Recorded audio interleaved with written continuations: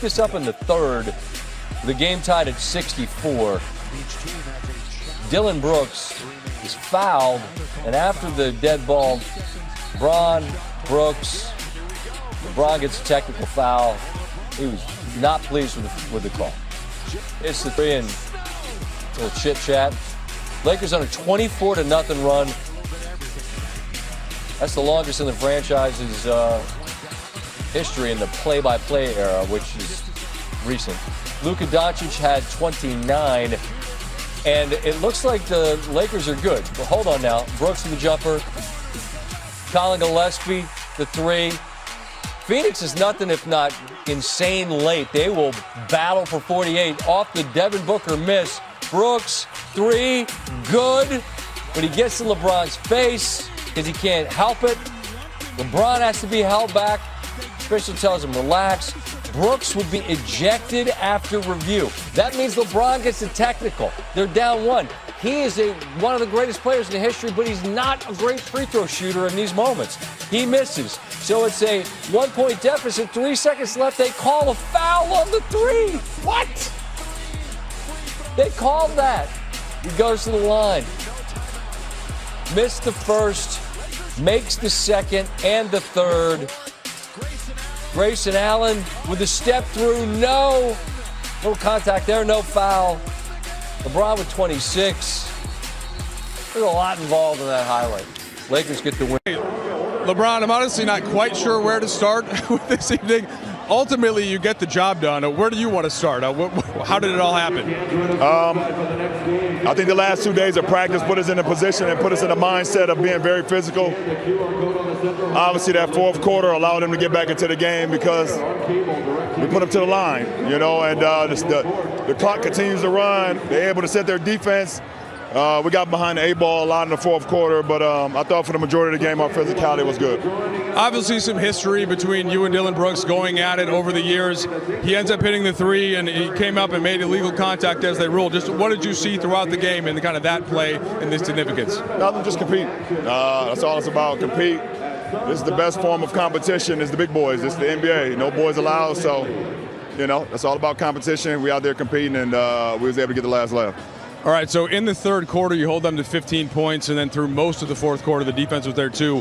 What do you see from Vanderbilt, from Jackson Hayes, from LaRavia, some of the subs? Listen, our bench was spectacular. We don't win this game without them. Energy, effort, hustle plays, 50-50 balls. Vandy was all over the place, man. He gave us everything tonight, and our Jackson was all over the floor. Looked like he was coming in through the rafters at some of those plays he had tonight. So, big-time game from our bench. We needed that. All right, and then last one for you. Obviously, the final couple of seconds there, you get fouled right about where we're standing, and you know that you have to make at least two. Yeah. How do you kind of clear the mechanism, forget the missed technical, or does it get to that point? I'll just go up and trust the routine and trust the reps I've done over my whole life. It's nothing different for me. Just go up there and make them. My team count on me, count on Luka, count on AR, and it's our job to go up there and make big plays and big-time moments. Appreciate it, LeBron. I appreciate it. Billy. Thank you, Michael. What a game. Bron. Hello and welcome to Access Sportsnet Lakers, brought to you by your Toyota dealers. We make it easy. Wow. That was not easy. I'm Chris McGee. That's Robert Horry. He's won a lot of titles, 7 of them. Brez is fanning himself. I have all kinds of notes. It means nothing. I don't know what to call that game. Drunk? Lakers built up a 20-point lead. They led by 20 with 7:48 left. And then the Suns went on a 35-14 run. They went on a 19-2 run to take a 1-point lead. LeBron is fouled. By the way, there's a technical involved. We're going to show this all. Somehow, Rob, the Lakers find a way to get it done in the desert with 24 offensive rebounds that led to 25 points. They also had 22 turnovers that led to 36 points for the Suns. The Suns turned the ball over 20 times as well. Lesson learned. So just the way the Lakers drew it up, piece of cake. Here's what I just hope they don't have the film of us in here when we're watching the game. I just want to apologize to the crew, to the control room, and to you two for just my attitude the last few minutes and some of the things that were coming out of my mouth. You were more entertaining than the game. That was awesome. I told Stu, call Allie. I don't think I can do the show. Things were happening. And then my phone actually called. Then your phone actually heard that. Siri, and called Siri Allie, called which is weird also. But Lakers find a way to get the win. Here's what we were going to talk about. If the Lakers had just kind of held on and cruised home. Right. Defensively, which has been where they've struggled the last 6-7 games, and JJ talked about it, and the team has talked about it. The defense saw a turnaround in that second half, and LeBron credited that bench. I mean, LaRavia, Vando, we're going to talk about Vando in a second. Jackson Hayes, just the energy, the effort, the offensive rebounds, the extra possessions. It was just a job well done. They had a extended run, Brez, that was 24-0 from the end of the third, 5 minutes into the third, left in the third, all the way into the fourth. The Lakers to open up a 20-point lead with 7 minutes and 48 seconds left. People knock the Lakers for their defense, and I get it. You know, they're bottom 10 in defensive efficiency, but they held the Suns without a basket for 8 minutes in the third, and like you said, going into the fourth quarter. That's defense right there. And Rob, another thing, the Lakers were 28th in offensive rebounding coming into tonight. So what did they do? They got 24 offensive rebounds. I mean, that's crazy. That Vanderbilt, a big hand in that. He had about a half dozen himself. A big energy boost for him. Can't say enough about what he did tonight after sitting out 9 of the previous 10 games, Geet, because of the dreaded DNP CD, DNP coach's decision. So I want to talk Vando. Yeah. Because in the middle of that maybe fourth quarter, Stu and Billy were calling for the game ball to go to Vando. Brez mentioned the DNPs, Rob, but you just always have to stay ready. What we've noticed is Vando's attitude has been fantastic. I think the communication is great. We don't know what that is between JJ and Vando, but he has stayed engaged. And this is a night, especially with no AR, you need defense, especially when your defense is flailing.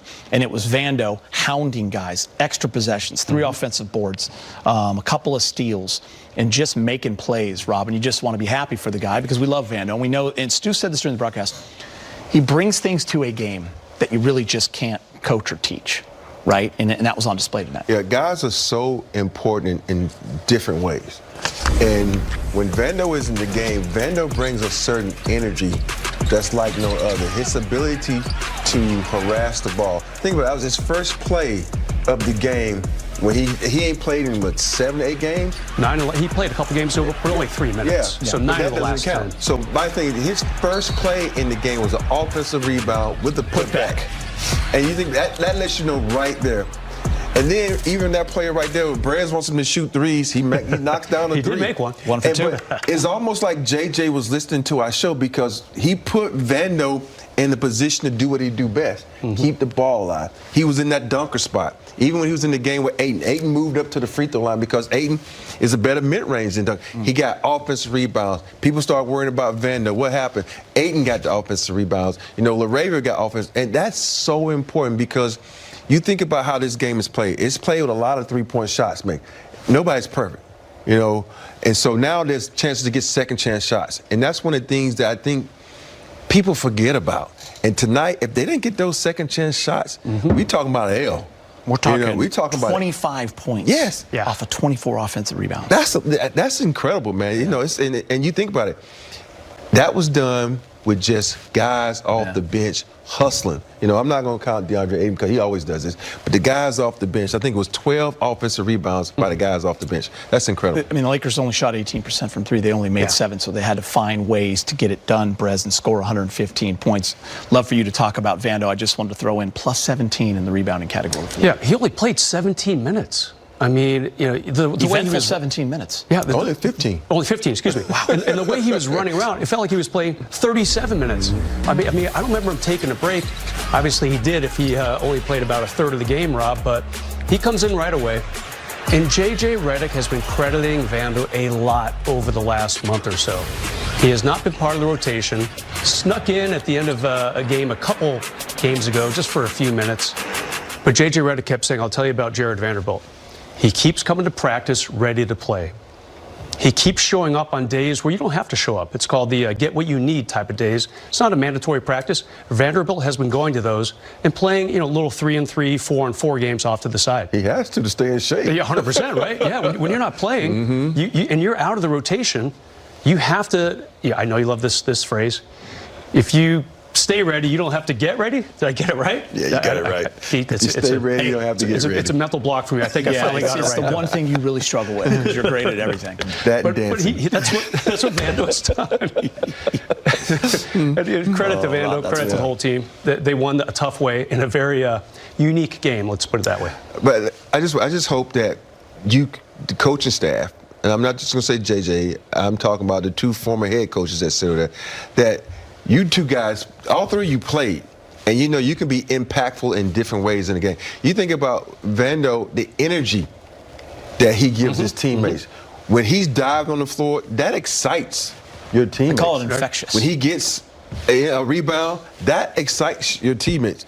And you got to understand that's so important, especially when you got guys like Luka and LeBron out there who's taking the bulk of the offense. You need some excitement in different type of ways. So I hope this is not just a one shot in the dark thing where they don't play him, because he deserves to play, because he brings so much to the game in so many different ways. Yeah, I don't know if excitement is how I felt at the end, but that's a great word that you use. I've been looking forward to this because I want to hear what he has to say. Here's JJ Redick, brought to you by your Toyota dealers.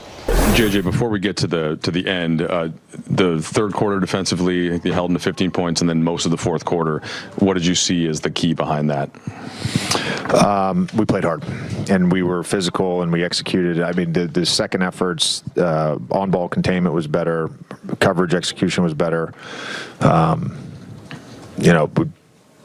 We challenged them on having a defensive mentality and winning on the margins and not allowing compound. And I thought we made a lot of mistakes tonight.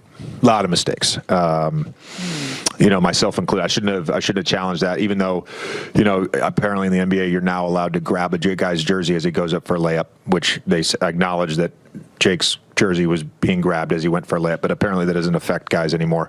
Shouldn't have made that challenge because I was in a timeout crunch and didn't have one earlier in the fourth to use it when they made on that run. But again, we didn't allow the mistakes to defeat us. We won the scoring opportunity by 11. Thought Vando and DA and really everybody that we consider a crasher did their best job of crashing tonight.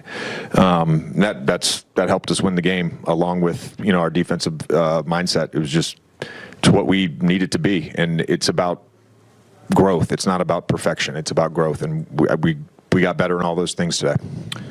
So you end up winning the game, but that last stretch of 5 minutes or so, is it a little kind of prevent defense-ish, or not being aggressive enough, or how did you see them able to close the gap that quickly? Yeah, I mean, there's some stuff in there, but I attribute that to my mistake at the end of the third.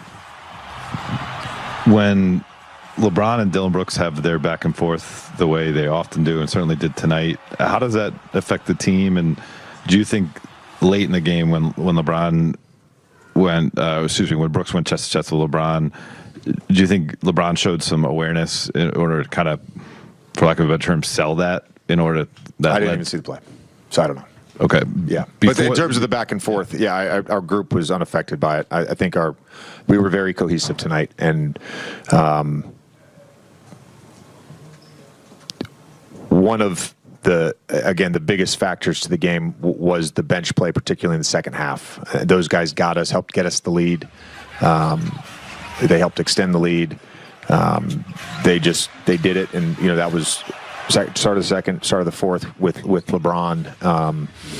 Guys were cheering for each other. I mean, it was, again, it's going to sound sick. I love winning games like this. Wish it had not been a one-possession game, not been down with 12 seconds, like all that stuff. But winning ugly is actually really fun, because it means you got in the trenches and you fought, and we did that tonight. A couple, if you would, just some maybe rapid fire round. There's so much happened. Why did LeBron shoot that technical after that? Whose decision is that after the Brooks attack? So guys were out on the court. We had kind of left. Luka and I talked. I thought Luka was going to shoot it. I walked back. LeBron was at the free throw line. He shot it. I don't know what the dialogue on the court was. And, we did this, at some point last year. early in the season, we kind of designate here's who's going to shoot the technicals, and every team is different. Sometimes it's the superstar, sometimes it's the best free throw shooter, sometimes it's a guy who maybe needs to see the ball go in the basket. Like, it's all situational. But Luka should have shot that. Yeah. What did you make of Marcus's decision to attack? Not a great decision. To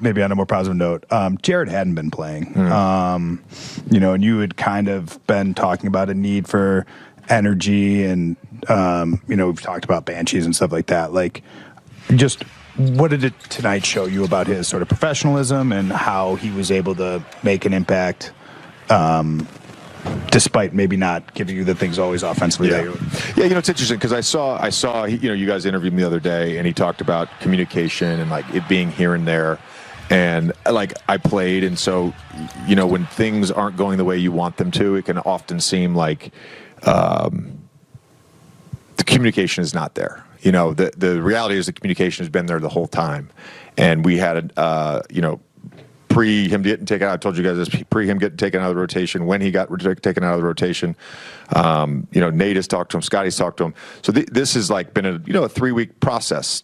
And one of the things that we kept saying is like, you're going to get more opportunities. You got to stay ready. Him and I had a great conversation in Philly, and then we had a subsequent follow-up conversation on Monday. So I told him that he was going to play yesterday. I told him he was going to play, and I'm not like he was in the right headspace, and he helped win us the game. Like full stop. He helped win us the game, and I'm happy for him because the weight of not playing is a lot for a player, and unfortunately you can't play your entire roster every night, and that's just the reality of the end. Start with the free throws to end it. You missed the first one. You were able to make the next two. What was going on through your mind in that situation? Nothing. Make them put yourself in a position to win the game. There's still 3 seconds to go, so we didn't know after they challenged it. They lost the challenge. They had no more timeouts, so I knew no matter what. We knew no matter what, if I make them, that they were going to be coming right at us. So just go up there and make them, and then get a stop.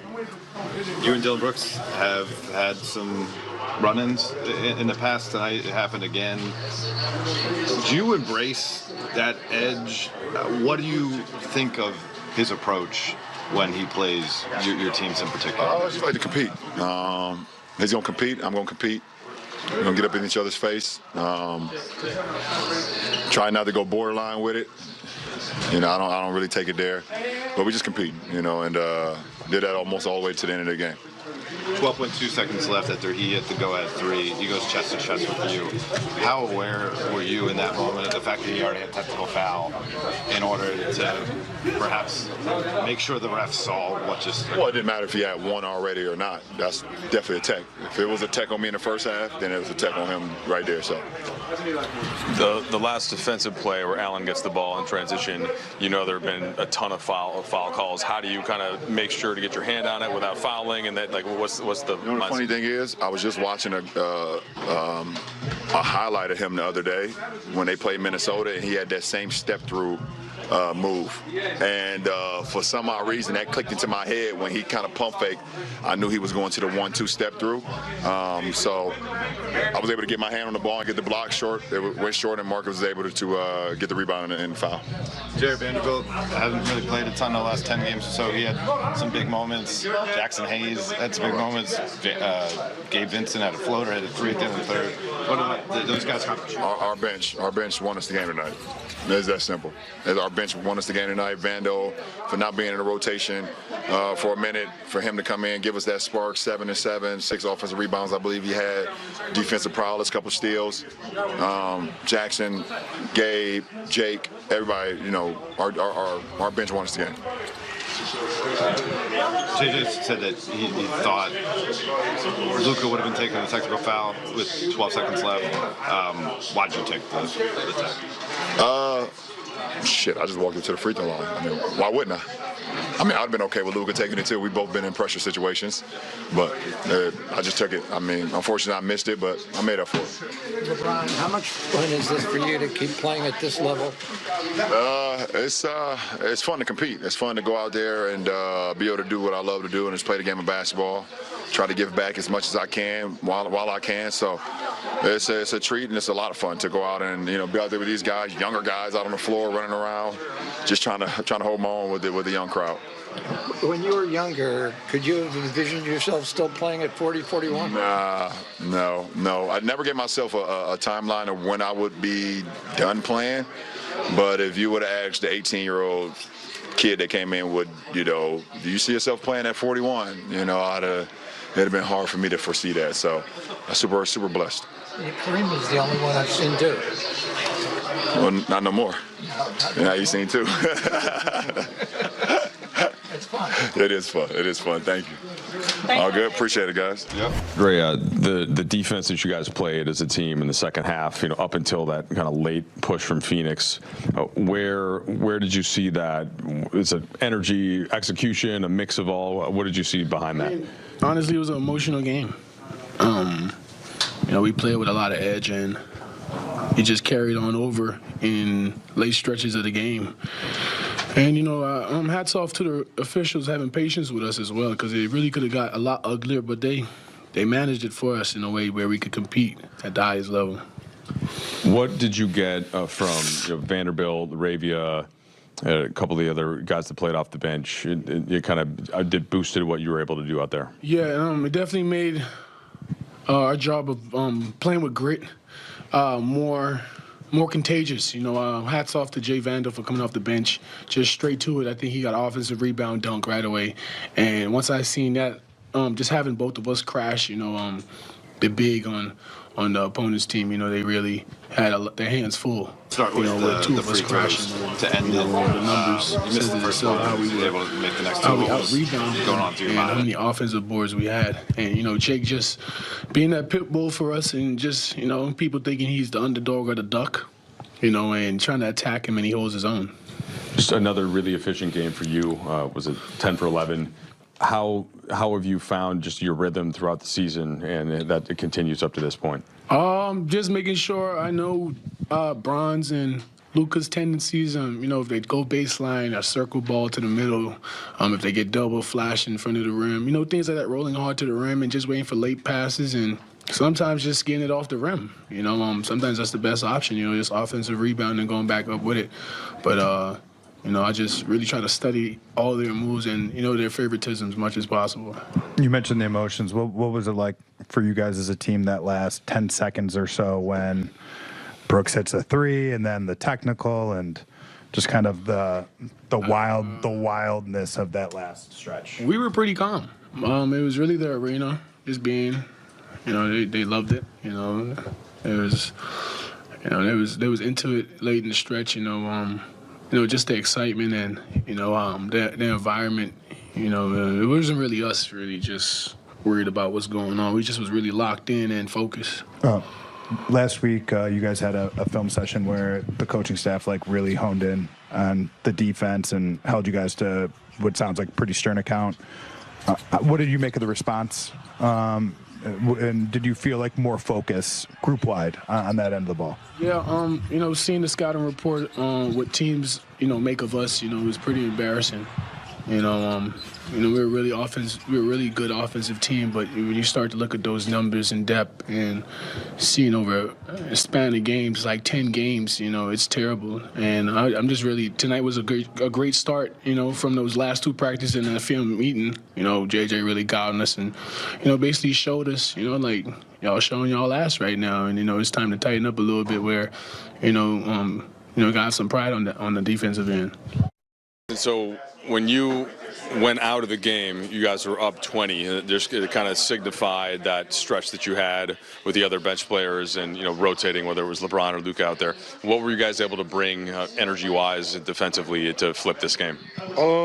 Just energy. All of us wanted to just come bring that energy. We always have a saying, stay ready till you got get ready. And so everyone just came today, brought that energy and crashing. That was a big thing for us today, is just crashing it stayed on that O glass, and so I mean I was just flying around. All the guys today did great. You had a number of contested rebounds on both sides. I remember in the preseason you talked about adding a few pounds of muscle in the offseason. Have you felt that in moments like this? Has that helped you in those situations? Yeah, a little bit for sure, but I mean definitely always stuff I can work on. Yeah. All right, and then a couple of big dunks for you, but can you take us through the one where you take the ball way back over your head and kind of dunk through traffic, and that certainly was a momentum builder. Shout out Jake, man. Jake finally made that pass. He made it once before in Milwaukee, and every time he does it, we get a dunk. So, and shout out Jake. Hopefully, he keeps making that pass, man. He asked me about your pass today. I actually didn't even ask him about the dunk. I didn't even, and he shouted you out without me mentioning your name, so it was very nice. Very unselfish dunk, or unselfish pass. LeBron credited the bench for the win tonight. Obviously, there's been times when, as a unit, you guys didn't necessarily had the most production. What made it work tonight? Just the flow of the game. We were all in sync today. We were all flying around. Everyone was just trying to play their hearts out, so I feel like that just always helps. Like there's like a saying, balls always finds energy, and so I feel like we all were just flying around with energy, so it just basketball gods rewarded us. JJ and multiple your teammates mentioned your play and kind of that of the bench is flipping this game around, and you could look to the third quarter and then kind of the start of the fourth. What were you seeing from the bench group that you were on, and how did you try to lead that group? We just picked up the physicality, the intensity. We see the way the game was going, and we were just flying around, playing hard, and just bringing energy. The whole bench unit flying around. Is that kind of play contagious? Do you feel like once you get out there and your teammates see that you're doing it, and then it kind of flows like that? For sure. I mean, it's definitely contagious. That flying around mentality. We start getting deflections because nobody wants to be that guy. So if somebody starts it off, everybody kind of feed off their energy, and like you said, become contagious. Right from the start, when you got put in, you had an offensive putback. I think you ended up with 6 offensive rebounds, several steals, a block.